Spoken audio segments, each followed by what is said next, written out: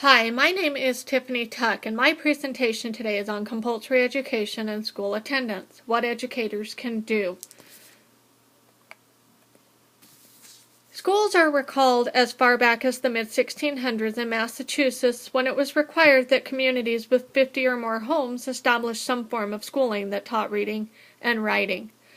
The idea behind compulsory education didn't just start in the last decade, but in 1853 in Massachusetts, quickly followed by New York in 1854. Massachusetts actually became the first state to establish a Department of Education in 1837.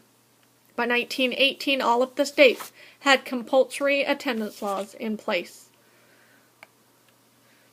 The Utah State Law Code 53A-11-101-105 requires all school-age minors to attend school, and that all students from the ages of 6 to 17 must attend either a public or private school, or homeschool during the school year, according to Code 53-24-1.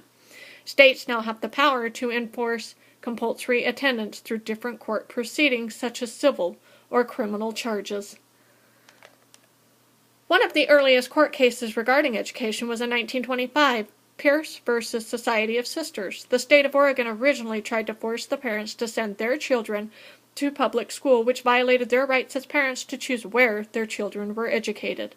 The issue wasn't that whether or not they were choosing to have their children educated, but simply the location. The Supreme Court ruled in favor of the parents, and this initiated the idea of private schools.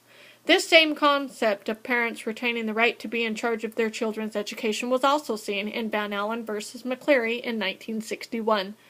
Another popular case involving compulsory education was the Wisconsin v. Yoder case in 1972. The U.S. Supreme Court found in favor of the Amish community that children did not have to attend school beyond 8th grade due to the parents' rights to freedom of religion, their First Amendment right. This decision was upheld due to the fact that the Amish did not see higher education as necessary for their simple way of living. There are some exceptions to compulsory attendance compliance, and they are as follows. Children with physical or mental impairment, are 16 years old or have completed a course of study, live over 2 miles from the nearest school and there is no public transportation available, are legally employed, children who are married, and children who graduate before the maximum age. Alternatives to attending regular school could include private schooling, parochial schooling, or homeschooling. Parents choose to homeschool for various reasons, including religion, moral, and philosophical grounds. It's important to note the important homeschool laws that are in place. Those individuals who choose to homeschool their child have to comply with state requirements. Prior to this educational move, parents or guardians have to write a notice of intent to homeschool and have an outline or curriculum of study and maintain test scores that are standardized, document activities, and assess the progress of the student every year. In Davis School District, a parent must complete and submit a request for a compulsory attendance exemption form, stating that the child will be homeschooled and receive the instruction necessary. If a parent fails to comply with these regulatory laws, they might find themselves charged with educational neglect. A student who chooses not to attend school will find themselves facing truancy charges.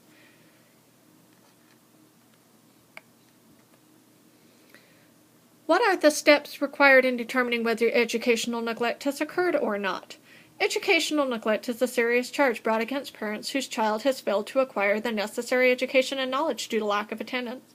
In order to file criminal charges against a parent, different steps have to be taken. A school official has to make every attempt to meet with the parent. Counseling is provided to the child to address truancy and attendance issues. Evaluations have to be done to determine if there is a learning disability. And finally, it needs to be determined if the child's chronic absenteeism is due to social problems.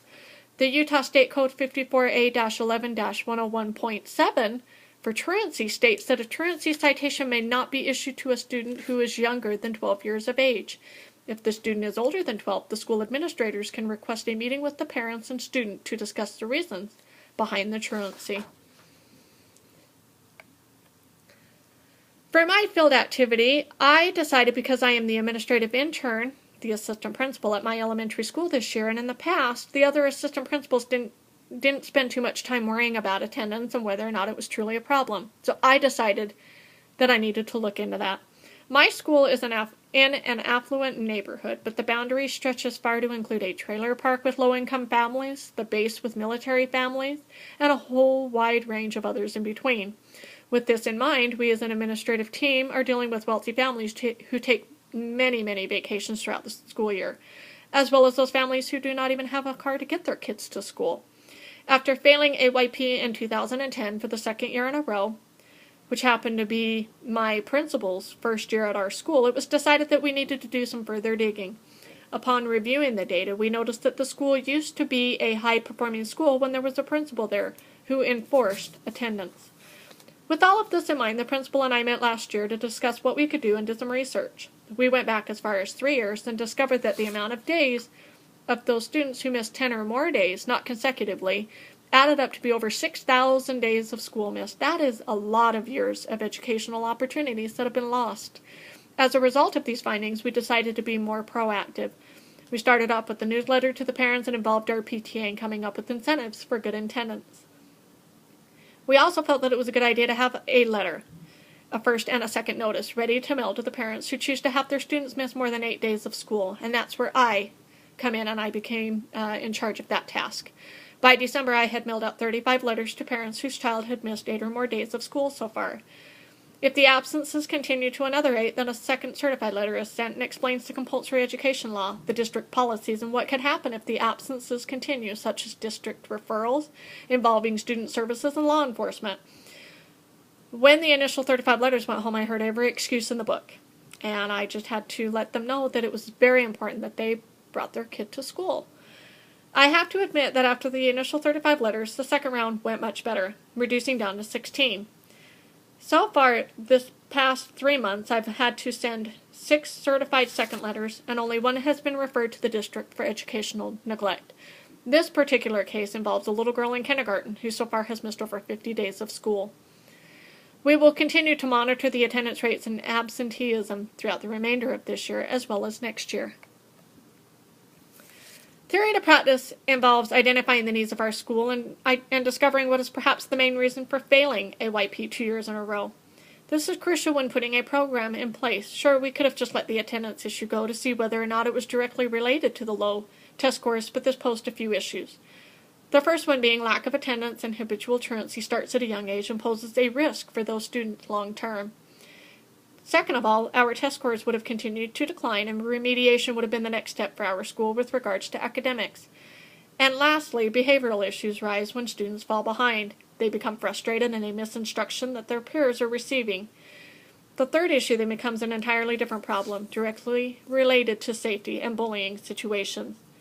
Based on the research above, it's important to find ways to encourage and support the parents in complying with compulsory education and attendance.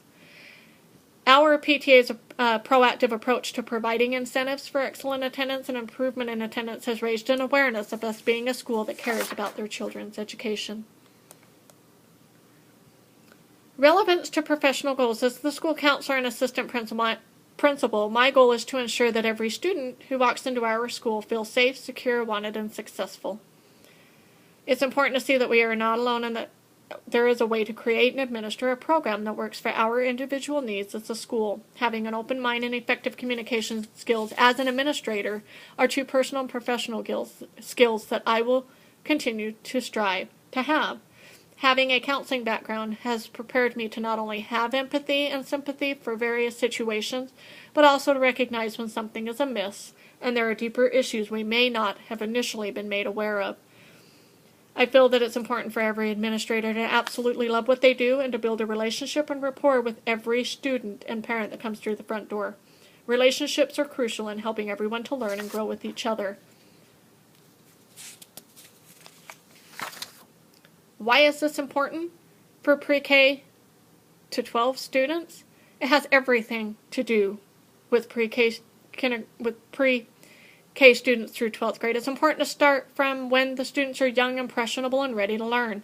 Starting early with teaching the basics of academics as well as social skills. This will only help better the child in the long run. Each state struggles with their own battles of abuse, welfare, lack of insurance, and unemployment. In each one of these areas, I believe, are influenced in one way or another by a lack of education and the missed opportunity to reach one's highest potential.